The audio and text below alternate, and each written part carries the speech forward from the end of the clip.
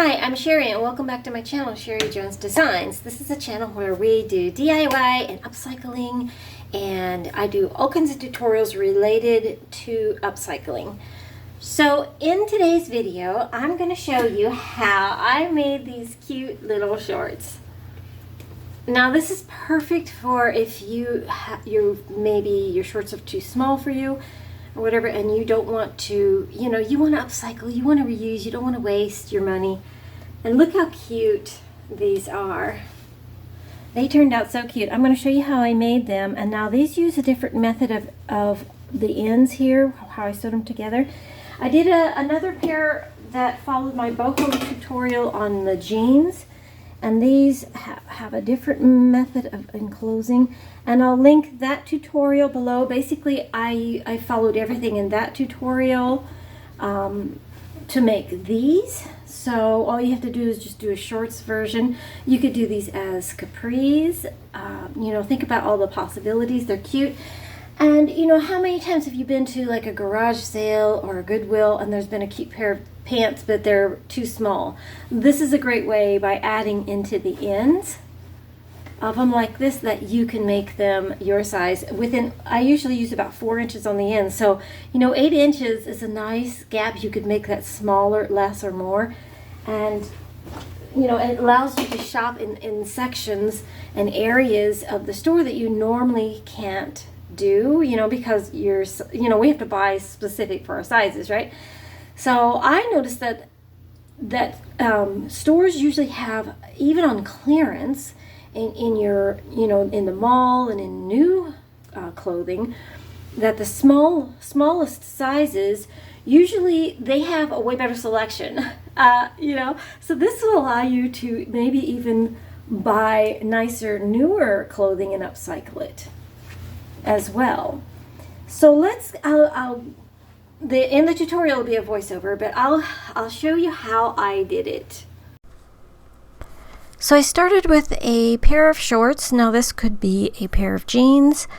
It doesn't really matter. Now mine have a spandex mix, which means that I'm gonna not be able to distress them. They just don't distress the same. And I'm splitting them up the sides at the end here, and I'm going to remove this seam. And because they were shorts, they did have this folded over piece on the hem here, which gave me a little bit of trouble, but I kind of cut through it. And if you had a pair of jeans you liked, like I said, you could just use them. And this is a way to take something that's a little bit small for you, make it your size. And if they were too big, you could also just cut them down, take a little bit out of the sides. So here I am. I've trimmed both of them up and I've opened them out. And I don't know if you've ever cut off a pair of jeans to try to turn them to shorts, but I always cut them sideways. I don't know why I do this, so I decided to play it safe. I knew I wanted 3 inches as my inseam, and so I decided to mark it there, the length I wanted, and then I'm going to measure up from the hemline to that, and then put that measurement out at the end so I could get this correct. I don't know why every time I cut off a pair of jeans they look like hot pants. I just can't get them right. So anyways, after I have my mark, I'm cutting off the denim piece that I want to cut off, and I did that on both sides. Now if you're doing this with a pair of jeans, you might want to measure up from the hemline of your, the bottom hem of the jeans to get this measurement. You'd have to go from down there, but it would be a way to get, the perfect cut.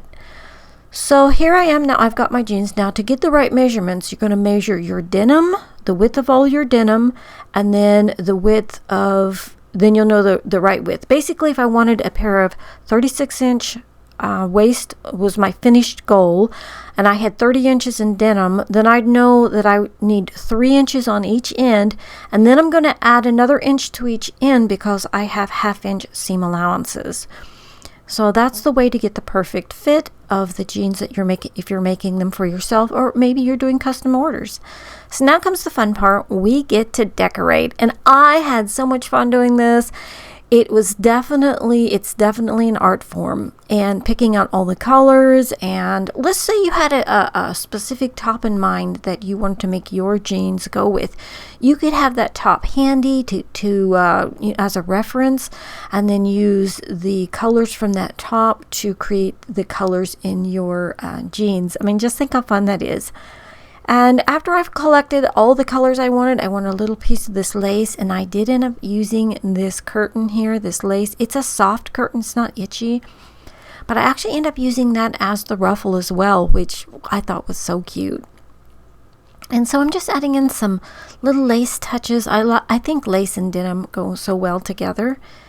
It's kind of like the sides of us ladies, where we can be tough when we need to be, and we can be soft when we need to be soft.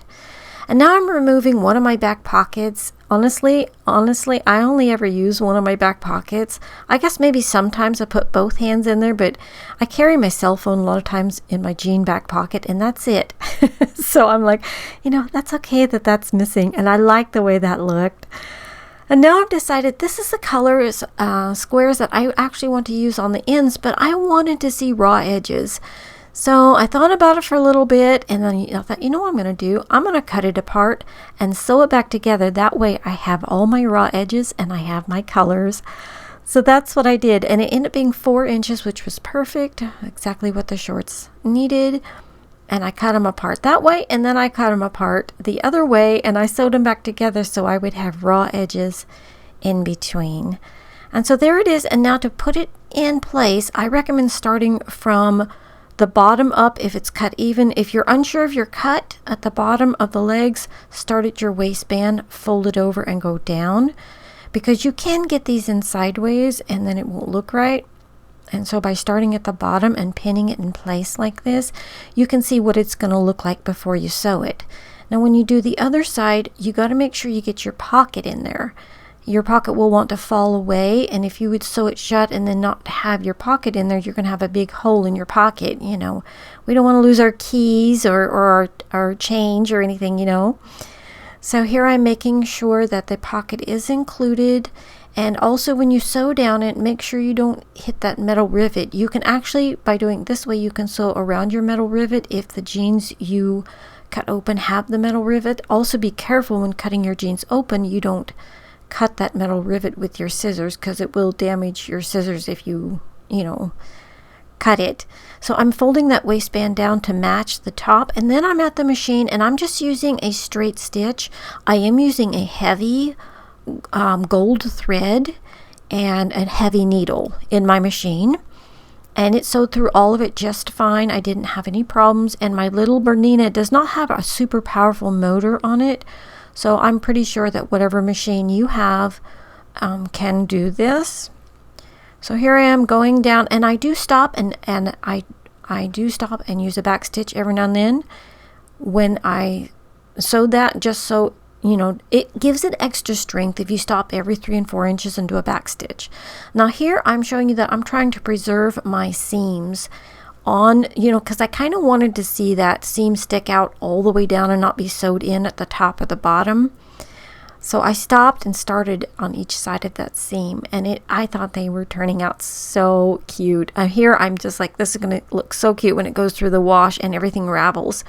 So now I decided on that, yes, I was going to use this bottom lace of this curtain, and I ended up hand gathering it underneath the jean. So I had the jean ravel and I had the lace, and it was so cute. It worked out so well. I just hand gathered it and sewed it in place, and here's what it looked like. And it's so soft. The ruffle is real soft. It's not one of those itchy curtains. And look how cute that is.